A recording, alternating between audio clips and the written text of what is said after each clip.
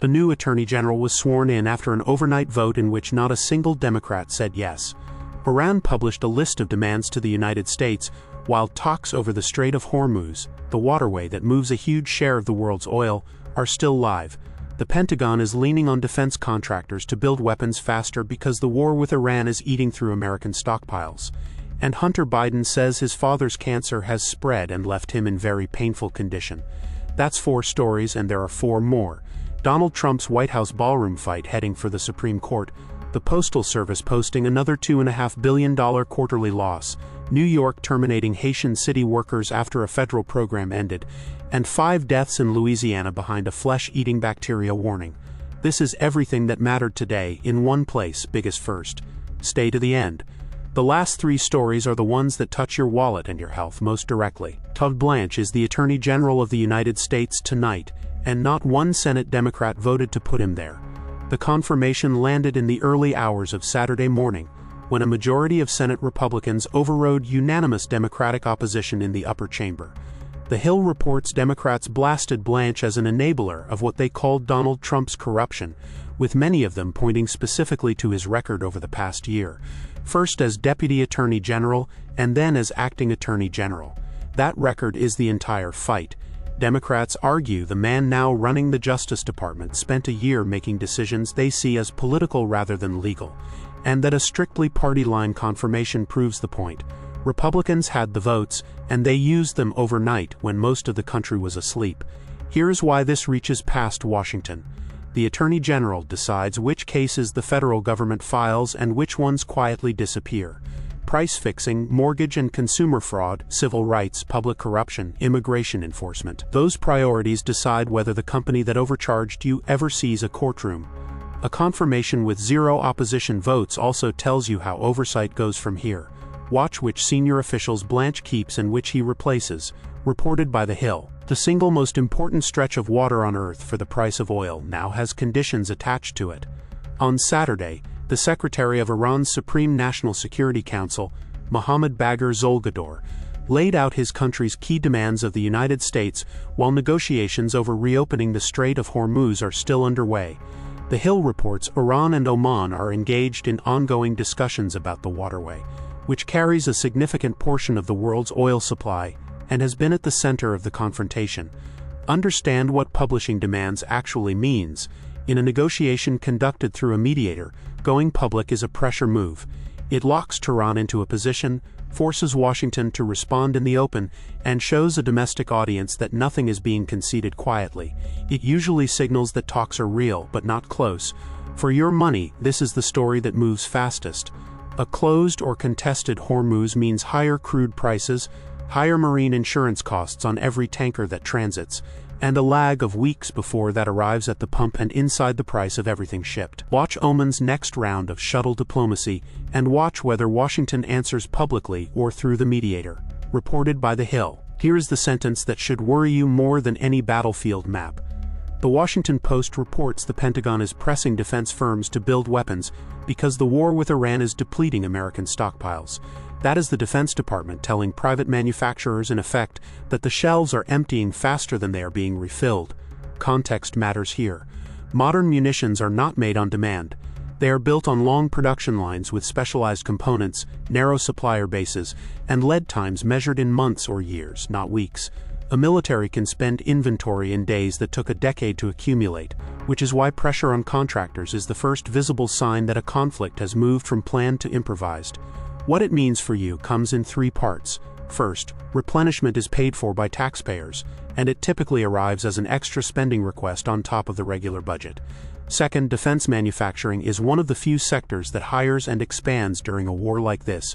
Third, stockpile depletion quietly limits what the United States can commit to elsewhere in the world. Watch for new contract awards and any emergency funding request, because that is where the true scale becomes public. Reported by The Washington Post. Former President Joe Biden's prostate cancer has spread further, and his son says he is in serious pain. In an interview on Friday, Hunter Biden revealed that his father's cancer has metastasized, describing the stage 4 disease as very painful and very debilitating. Fox News published the report on Saturday, written by Robert McGreevy. The disclosure lands alongside earlier comments from former First Lady Jill Biden, who said her husband would not have been able to serve another 4 years as president, citing the cancer diagnosis. That combination is what makes this more than a family health update. It is a direct statement from inside the household about capacity in the office he held, and it will be read that way by every side of American politics. Beyond the politics, there is a plainer takeaway. Prostate cancer at stage 4 means the disease has moved beyond the prostate itself, which is why the family is describing pain and debilitation rather than treatment milestones. It is a reminder of what screening and early detection are for, and men over 50 in particular should take that seriously. What is next is simple and human. The family controls the information, and further updates will come from them. Reported by Fox News. The fight over a ballroom at the White House is now a fight about who controls federal construction, and it is heading to the highest court in the country. Fox News reports that 2 legal experts believe President Donald Trump could win the legal battle over his planned White House ballroom, and that the Supreme Court may dismiss the case without ever ruling on the underlying question of whether Congress must approve the project. An appeals court had blocked construction, halting work at the site. Former administration official Stephen Miller argues the facility is a national security necessity. Elaine Mallon reported the story for Fox News. Here is what actually hangs on it.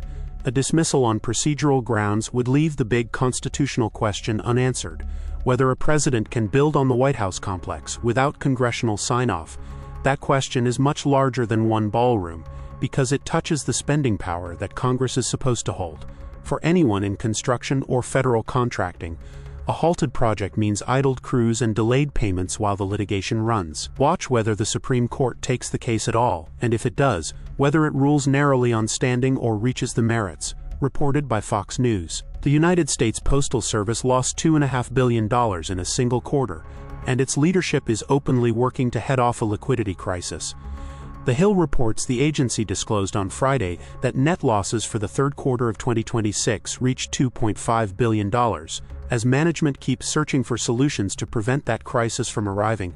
There is one piece of good news buried in the number. It is an improvement on the same quarter last year, when the Postal Service reported $3.1 billion in losses.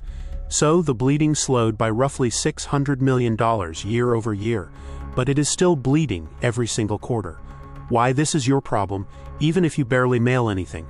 The Postal Service delivers prescriptions, ballots, small business shipments, and last-mile packages to rural addresses that private carriers price out or skip entirely.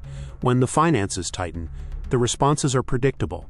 Higher stamp and shipping prices, slower delivery standards, consolidated processing centers, and reduced hours. Small sellers feel that first in their shipping costs. Watch for the next rate filing and any announcement on service standards, because that is where a balance sheet becomes your mailbox. Reported by The Hill. The city government is now firing its own employees because Washington took away their legal right to work.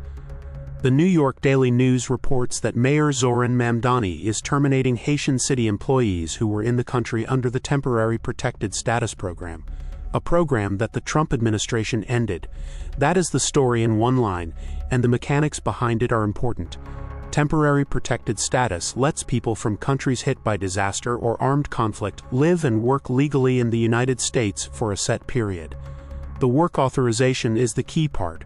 When the federal designation is revoked, employers, including city agencies, lose the legal basis to keep those workers on payroll, regardless of performance or years of service. What it means on the ground is immediate.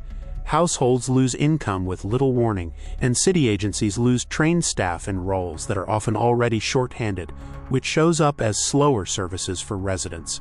It also puts a Democratic mayor in the position of executing a federal decision he did not make. Watch for legal challenges for any city effort to help affected workers find another immigration pathway, and for how many positions ultimately go unfilled.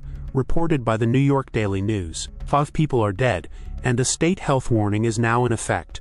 NBC News reports that Louisiana is warning residents about flesh-eating bacteria following 5 deaths. That is a public health alert issued by a state government, which is not something officials do casually. And it is the last story of the day for a reason. It is the one that could directly affect someone you know. Understand what a warning like this represents.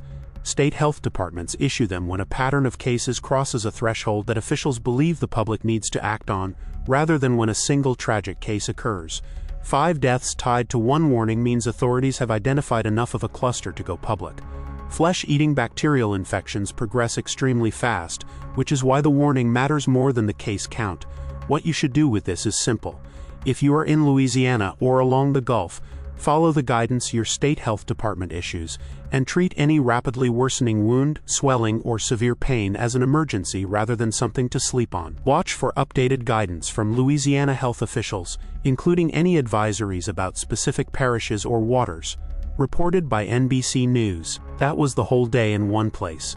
A new attorney general confirmed overnight with 0 Democratic votes, Iran naming its terms over the Strait of Hormuz, the Pentagon pushing contractors as stockpiles run down, Joe Biden's cancer spreading, the ballroom fight heading to the Supreme Court, another $2.5 billion Postal Service loss, New York cutting Haitian workers, and 5 deaths behind a Louisiana health warning. A fresh collection drops tomorrow. Which of these 8 will still matter in a year?